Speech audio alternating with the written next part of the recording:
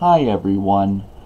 I want to take the next few minutes just to share what I'm doing to cope with the ongoing medical treatment that I'm receiving. Later this week, my physiotherapy treatment is going to be transferred to an actual physiotherapy clinic.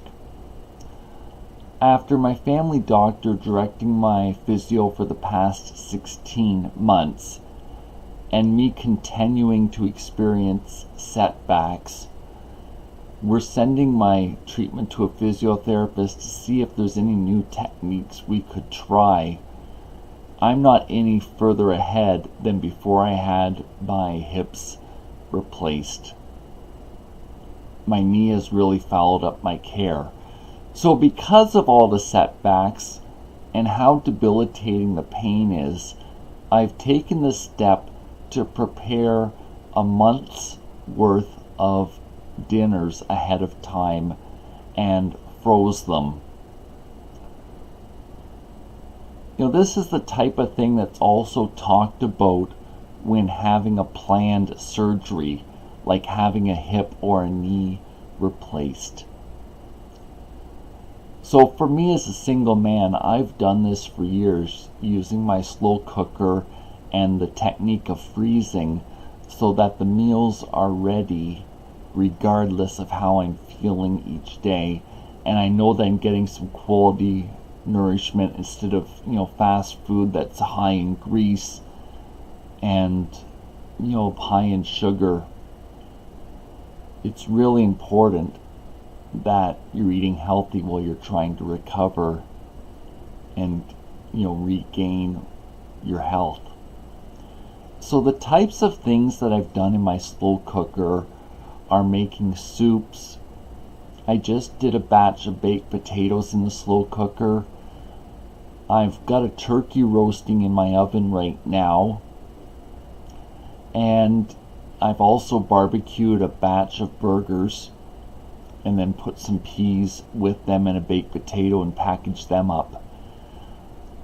If you're going to consider doing this, I have a 5.5 cubic foot freezer. So as a single man, this holds a month worth of meals for me. And then I went to the dollar store and I bought these glass containers that are about like this, about this tall, and the lid's plastic with a rubber seal. What it does is makes the containers stackable in the freezer. I don't like using plastic containers, partly for the environment, and there's been much information and concern raised about if having plastic with heat releases chemicals into the food or not. I don't know that it does or not. I'm sure it did in the past. But for me, I want to use glass containers as much as possible. And with using glass containers, they can go right in the oven after the lid's been popped off of them.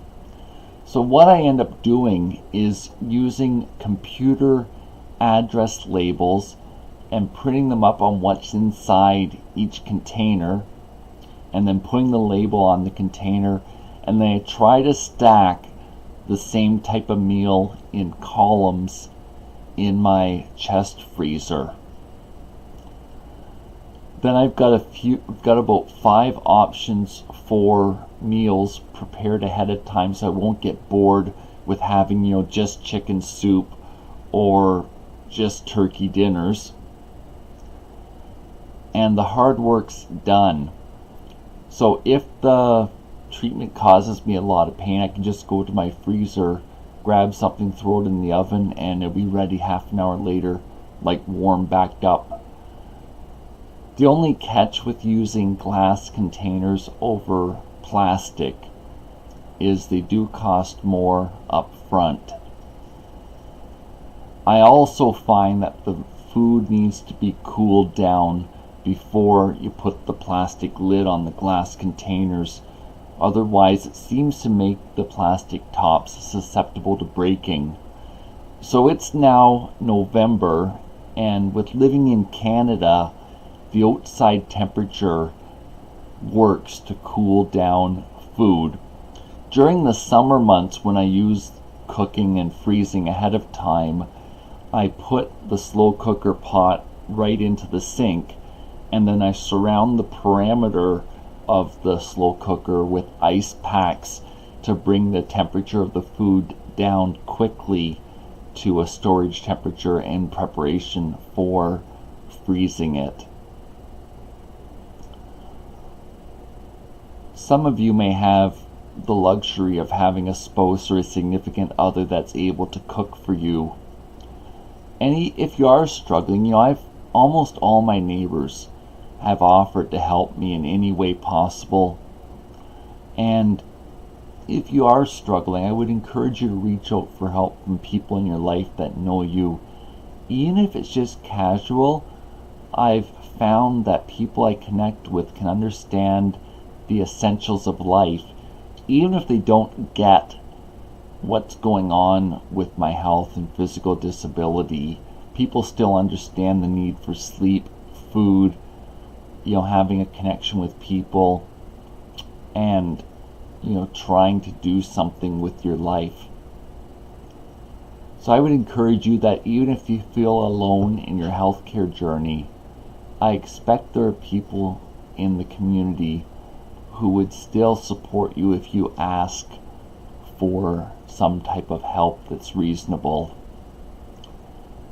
It does take a bit of planning and getting used to when you're cooking 8 meals at a time or 12 meals at a time. I often look online at recipes and then I modify them and make them personal. Maybe it's a preference in ingredients or the spices that get added. I've also found it a lot easier to cook for 3 or 4 meals ahead of time or more than to cook just for myself. It really has worked out well for me in my life.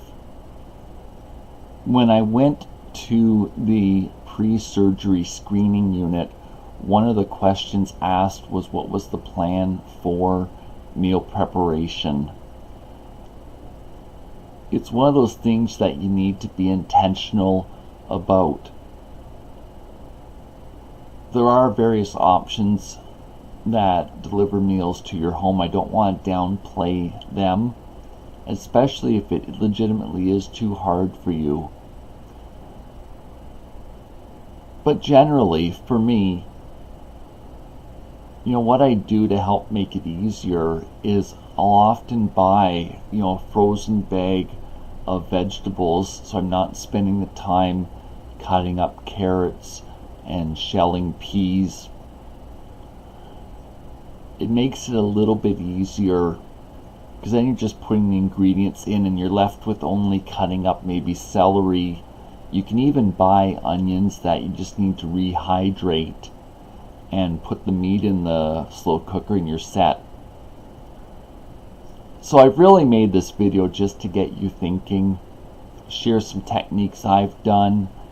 Certainly if you have ideas of what could help someone else that aren't what I use, I encourage you to comment on it so that the people who really need this and who are really struggling can have some support online and be setting goals for themselves to make their own healthcare journey easier. Thanks for the time that you spent with me today. Bye for now.